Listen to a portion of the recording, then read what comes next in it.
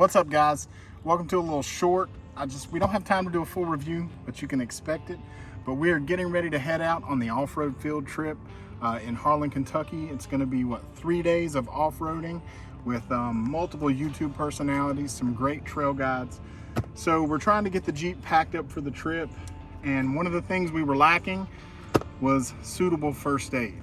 You never know what's going to happen on the trail, so we wanted to be prepared for anything once we got out there.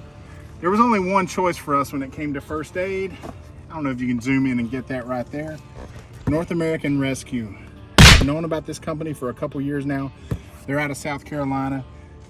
So when I didn't really know what I needed, they said, we've got something that would cover everything. I think basically I could burn someone alive and be able to treat them with this box.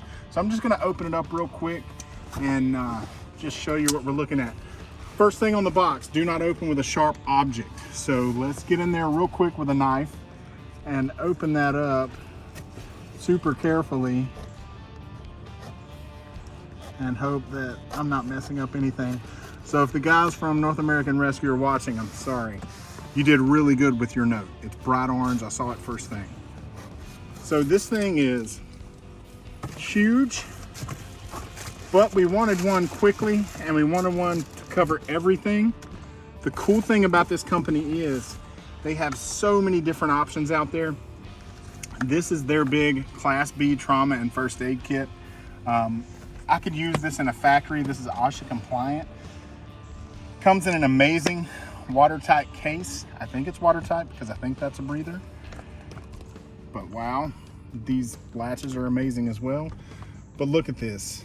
Everything is labeled in these canvas bags. You've got swabs here. So basically anything you need. I will do a big breakdown of this box. I'm not gonna do it now. I just wanted you to be aware of the company. North American Rescue, check them out. They've got first aid kits as small as you wanna go to as big.